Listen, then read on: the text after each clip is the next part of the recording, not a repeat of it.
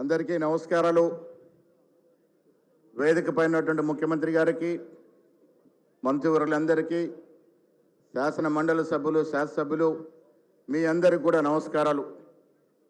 మొదటగా ఇది రైతుల ప్రభుత్వం అని చెప్పే విధంగా ఈనాడు దాదాపు 5,700 కోట్లు రైతుల ఖాతాలో జమ చేస్తున్నటువంటి రాష్ట్ర ప్రభుత్వానికి, ముఖ్యమంత్రి గారికి నేను మీ అందరి తరఫున ధన్యవాదాలు తెలియజేస్తా ఉన్నాను.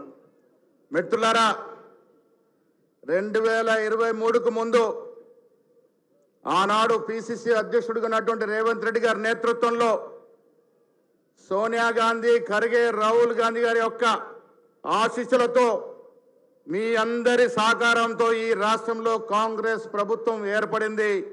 యువ నాయకుడు పార్టీ నడిపించినటువంటి ముఖ్యమంత్రిగా రేవంత్ రెడ్డి గారు ప్రమాణ స్వీకారం చేశారు. ఇది రైతుల ప్రభుత్వం, ఇది చేతల ప్రభుత్వం. 2.5 సంవత్సరాలుగా ఇక్కడ ఇస్తున్నటువంటి సంక్షేమం ఈ దేశంలో మరే ఇతర రాష్ట్రంలో లేదని చెప్పటానికి అతిశయోక్తి లేదు.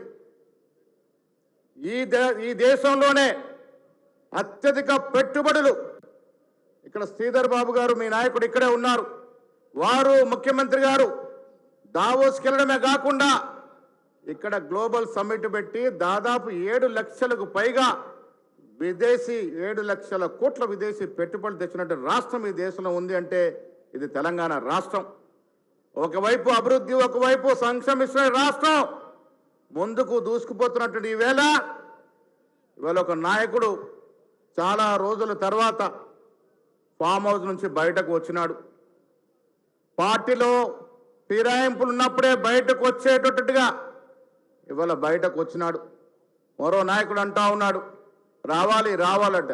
ఎందుకు రావాలయ్యా?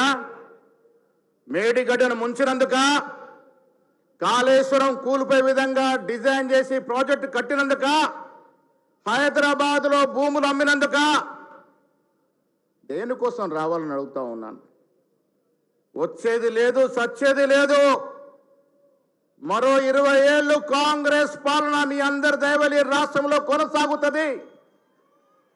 మళ్ళీ ఎన్నికల్లో రేవంత్ రెడ్డి గారి నేతృత్వంలో 100కు పైగా సీట్లు గెలుచుకొని మీ అందరికీ ఇవాళ వస్తున్న సంక్షేమం రెట్టింపుగా ఇచ్చే విధంగా ప్రయత్నము చేస్తామనే మాట కూడా సందర్భంగా మనవి చేస్తా ఉన్నాను.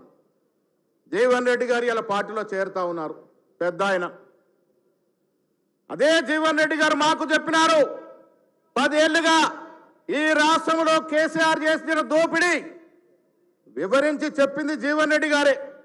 అలాంటి జీవన్ రెడ్డి గారు ఇలా వారి నాయకత్వంలో పార్టీలో చేరుతా ఉన్నారు. ఎంత సిగ్గుచేటో ఒక్కసారి అర్థం చేసుకోవాల్సింది మీకు మనవి చేస్తూ మళ్ళీ చెప్తా ఉన్నా, ఈ రాష్ట్రంలో జరుగుతున్నటువంటి కాంగ్రెస్ ప్రభుత్వ పాలన ఇది ప్రజా పాలన, అభివృద్ధి సంక్షేమం ధ్యేయంగా ముందుకు పోతున్న పాలన. మళ్ళీ వస్తుంది, మళ్ళీ రావాలి. మీ అందరి సంక్షేమం, మీ అందరి అభివృద్ధి నోచుకునే విధంగా ముందుకు సాగాలని కోరుకుంటూ మరొక్కసారి మీ అందరూ కూడా అభినందన తెలియజేస్తూ సెలవు తీసుకుంటా ఉన్నా. జై హింద్, జై కాంగ్రెస్. గౌరవనీయులైన వ్యవసాయ శాఖ